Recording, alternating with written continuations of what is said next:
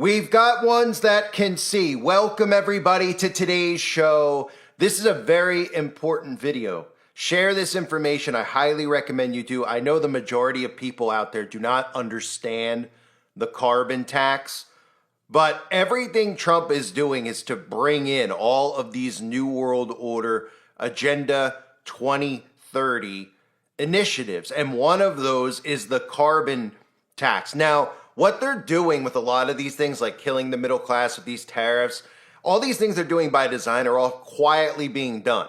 In a sense, people are seeing the stock market crash, but they don't realize that they're just adding to the national sales tax. And the same thing here with the carbon tax. So what we have is we have the IMO meeting this week. The IMO, which stands for the International Maritime Organization, which is another branch, it's another tentacle of the United Nations. And they're responsible for regulating maritime transport, which pretty much means international shipping. So they're meeting this week and they are discussing the first ever global tax on emissions for shipping. And of course, they like to pretend like these things only affect, well, the people who are shipping the boats, right? Or shipping the containers and using the boats and how their boats are operating. Are their shipping boats using enough green energy?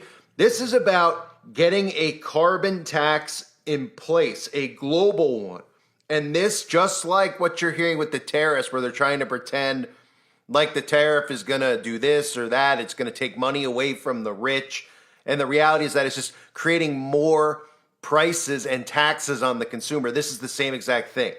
And this is all a result of Donald Trump's tariffs.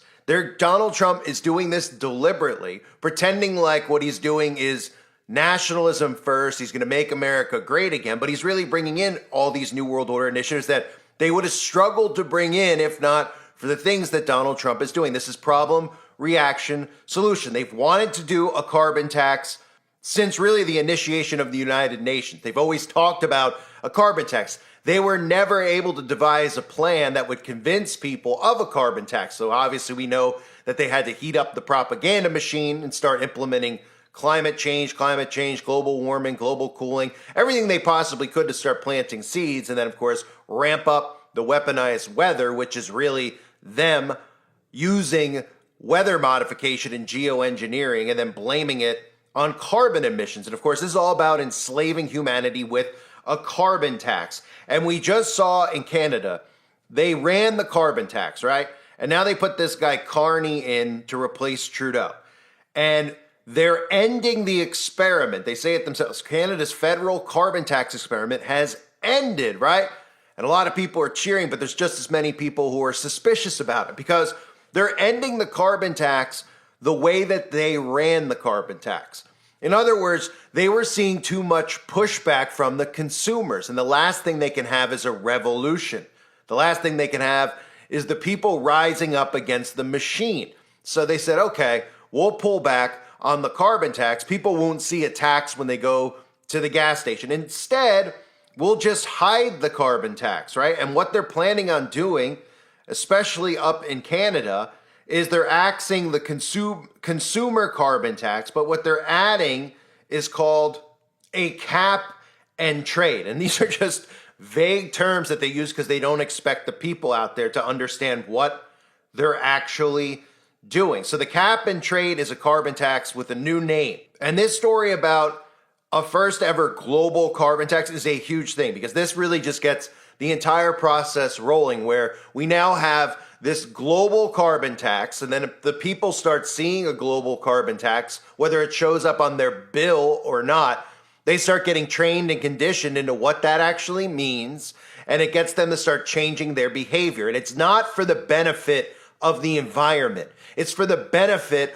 of the globalists. It's for the benefit of them to get you to act the way they want you to act, to consume the types of foods that they want you to eat, to travel less, to stay home more, and to eat foods that are not nutritional at all, which will cause you to get sicker and sicker. Everything that ties into the carbon footprint and the carbon tax has to do with controlling you. It has to do with monitoring your movements, where you can go, what you could eat, what you could say, what you could do, how often you could leave your home. That's what this is going to lead to, and this is the beginning of it. And of course, who's the biggest proponent of a carbon tax? Well, Elon Musk is, right?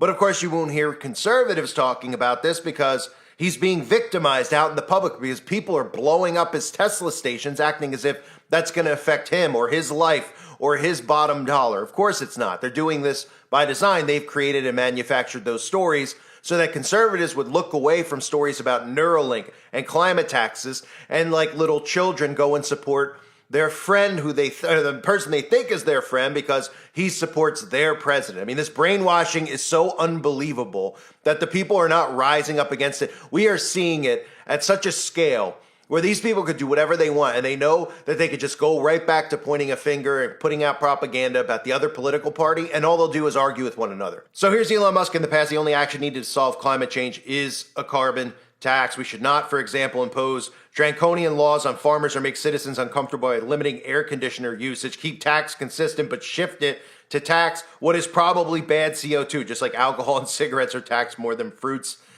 and vegetables. And it's you who are taxed. If we're going to tax anything, we should prioritize taxing the potentially bad over the potentially good, as we do with alcohol and cigarettes over vegetables. He just says it over and over again. I mean, there's thousands of interviews. I'm anti-tax, but I'm pro-carbon tax. The reason we should do a carbon tax is because it's the right thing to do. It's economics 101, elementary stuff. Elon Musk on why libertarians should support a carbon tax. All we are doing with the carbon tax is trying to match the inherent subsidy for fossil fuels. Fossil fuels are already getting a massive subsidy if you believe in global warming. He's gone on and on and on about this, right? So how convenient now? Well, Trump does this. Everybody's staring at the stock market, getting very upset about the money that they're losing, and rightfully so, because it's sabotage 101. We've all been warning about this forever. People back in the 80s and 90s were warning about a sabotage and a deliberate market crash, and now you're seeing it. Now you're seeing it, and they're telling you to wait for the long run because it's going to keep going down, and they're going to tell you there's light at the end of the tunnel until there's nothing left, and then they distract you with more propaganda or potentially war attacks or this or that because they can constantly distract you from what they're actually doing. Sabotaging, right? So Trump does this at the same time, of course, that they're all going to meet because Liberation Day, those tariffs sparked real problems for the global shipping industry. And now they're looking around saying, hey, we probably need to implement the carbon tax this week. So here is what they're trying to do. Nations are trying to reach an agreement to charge commercial vessels a fee for their emissions in what would effectively be the world's first global carbon tax. So you can thank Donald Trump for doing that. And of course, all the conservatives will say he didn't do it. He's just putting in tariffs. It has nothing to do with it. Well, problem, reaction, solution, right? This gives them an excuse to do this. They say we have to do this because of the tariffs, right? Unbelievable. The International Maritime Organization, which regulates international shipping, again, a member of NATO, a branch of NATO, a tentacle, I should say, of NATO, they set a target for the sector to reach net zero greenhouse gas emissions by 2050 and committed to ensuring that fuels with zero or near zero emissions are used more widely. Its Marine Environment Protection Committee meets Monday through Friday in London.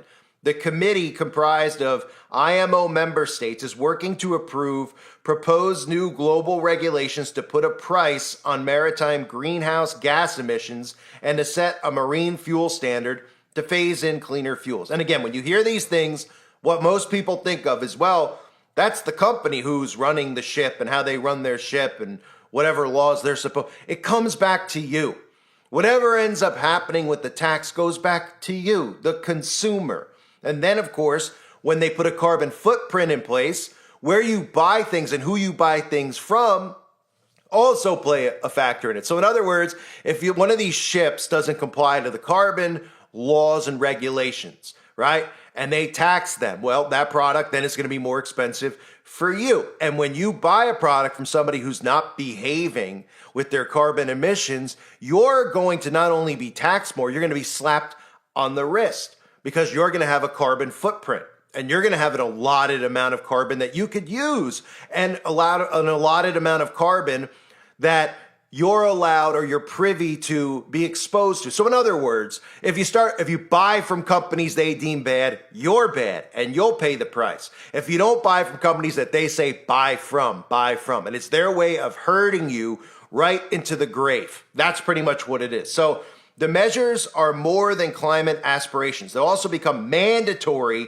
for ships operating globally, according to IMO Secretary General Arsenio Dominguez, who thinks the industry must do more to cut carbon pollution. The committee will set the course for a net zero future for the maritime sector. And once it's there, this moves into other sectors like airplanes, cars, you, me, right? This is how they get the ball rolling on the carbon tax globally. This is huge. The future of clean shipping hangs in the balance, said Emma Fenton, Senior Director for Climate Diplomacy at a UK-based climate change nonprofit, Opportunity Green. Fenton said a high-priced, simple flat rate levy on shipping's greenhouse gas emissions is the only way to decarbonize the industry, equitability. If an agreement is reached, it would represent a huge moment of solidarity in the fight to tackle climate change. For the first time, we will have hopefully an effective global framework tackling this international issue. Most emissions are tackled domestically. Here's what to know. Emissions from shipping have increased over the last decade to about 3% of the global total, according to the United Nations, as vessels have gotten much bigger, delivering more cargo per trip and using immense amount of fuel oil. Maritime nations agreed in 2023 to slash emissions from the shipping industry, though several experts and nations were critical of the deal since it did not set 2050 as a hard date. The IMO is now in the process of adopting regulations to achieve the goals agreed to in 2023. A simple climate levy paired with the green fuel standard would help narrow the price gap between fossil fuels and green fuels such as hydrogen, methanol, and ammonia, according to the Global Maritime Forum, a nonprofit that works closely with the industry. Shipping relies heavily on fossil fuels, and the sector won't transition off those on its own. And think about, too, what this does for the 10 Kingdom plan, because this is going to cause a lot of shipping to cease in a lot of ways. This is going to hurt, because that's part of the 10 Kingdom plan, what you're seeing with Donald Trump, forcing everything to be done in America. And all these nationalists are like, this is the greatest thing ever. We don't have to deal with shipping. Yeah, it's the greatest thing ever, isn't it? Murdering the middle class and then realizing that there's not going to be a lot of labor because a lot of people aren't going to do these jobs. Oh, wait, there is going to be a lot of labor workers. They're called artificial intelligence humanoid robots, the same ones that Elon Musk is producing, right? Who do you think is going to be doing the labor at the factories? Who do you think is going to be, when they tell you that, well, you're not going to be able to get shoes unless they're American-made shoes. Well, you think that there's going to be Americans who are making the shoes? Of course not. This stuff is all going to be done in-house, and it's going to take more jobs away from Americans. It's certainly going to kill off the small businesses. And this deliberately not only puts a carbon tax globally in place, it's going to force some industries to not ship anymore and to only do things in-house. So if there's something you need from another country, if there's a resource there, you won't be able to get that because these companies aren't going to want to ship anymore. And if they do ship, guess what? The price of that product is going to be double, triple. This is tariffs combined with carbon tax. This is unbelievable, the things that Donald Trump has brought in. And you hear all of these MAGA supporters talking about how Donald Trump is making America great again. He's literally bringing in the New World Order, AI governance. He's now put in all these tariffs, so he's killing off the economy and he's murdering the middle class because the only people with 401ks are the middle class. They pretend like it's Jeff Bezos and these really rich people, okay? It's really the hardworking people who have worked in corporations or companies throughout their lives and who have their money invested so that they can retire because that's what the system told them to do. And of course, the system told them to do that. And in a lot of ways forced them because a lot of jobs, for those of you that don't know, will force you into a 401k. It's kind of part of working there. Oh, and all this, part of your income that you make, right? So say you make a couple $1,000s a month.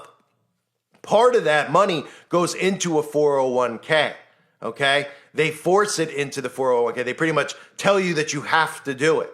That's kind of how it works. Most people don't go there and say, oh, I'm not going to put my money in the 401k. They go, you put a little bit in there. Then when you retire, you have all this savings, right? So that way the people are working. They're not getting an extra amount of money in their bank account. They're just working so they can retire early. And then, of course, when they retire, they all of a sudden see that their money that was saved in there is worth zero. That's the scam that everybody's fallen into and been forced in some ways into. And that's how you kill off the middle class. So You're going to see a lot of these companies now not ship internationally. You're going to see everything done domestically, but that's part of the plan too.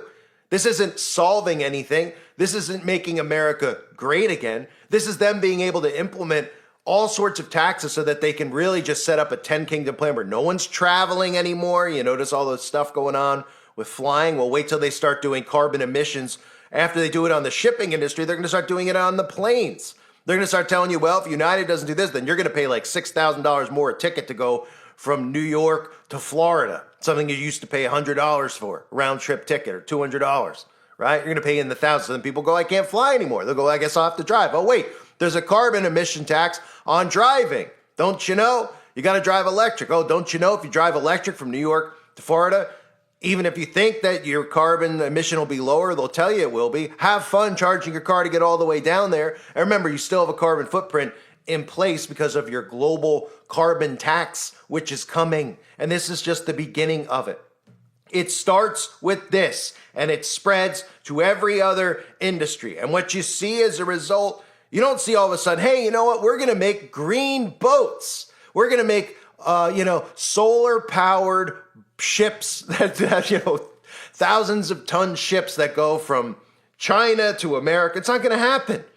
It's not going to happen. They're just going to ship less. And that means you're going to see less things on the shelves. That means that you're going to see more prices at the stores. So less products, more prices, causing these, shipping companies not to ship. And then they're going to push it. They're going to go, you know what? We need to do the same thing because, we've seen carbon emissions come down because of the global carbon tax. That's the propaganda you hear. The global carbon tax on the shipping industry has really brought down the carbon emissions. So we need to start taxing and thinking about taxing other industries. How about aviation? How about we start taxing them? And what do you think? They're going to all of a sudden have solar power airplanes? Then all of a sudden United's going to get these solar. They don't want you to travel. They want you stuck in these kingdoms that they're setting up, these 10 kingdoms. North America, stuck. Right? South America, stuck. Okay? That's what they're doing here. They're grounding planes. They're going to ground shipping, and they're going to ground traveling via boat, and then eventually they're going to ground traveling via car. So this is a big deal because this is something that they've whispered and talked about. And after everything that happened in Canada, most people said, oh, they're not. Okay, Canadians have won. They're getting rid of the personal carbon tax. They're not getting rid of anything. They're disguising it. And now they're going to start bringing economies down. They're going to start bringing down, obviously, jobs, because they might sit there and tell you that, oh, this is going to bring more jobs to America. It's going to bring less jobs because more small businesses aren't going to be able to operate. And then when there's like labor that needs to be done, they're going to say that, oh, well, AI can do it. Bots can do it. All these other things can do it, right? That's what we're headed towards here. It's sabotage 101. It's the New World Order's playbook, and Donald Trump is carrying it out. His tariffs are just a cover for them to bring in these things and blame it on the tariff. And then all the Trump supporters will support the tariff and say that it's wonderful, right? They'll say, well, what they're doing with the global tax, the global carbon tax, that's nothing with what Trump's done. Oh, right. Trump doing these things gives them the ability to come out and say, we have to do this. We've got to do that. The dollar is getting murdered. Other countries have to go into BRICS and start being less dependent on the dollar. This is what it's doing. It's being done by design. So now the carbon tax, and you can guarantee they're going to go forward with it. They might not do it this week. They might wait a month.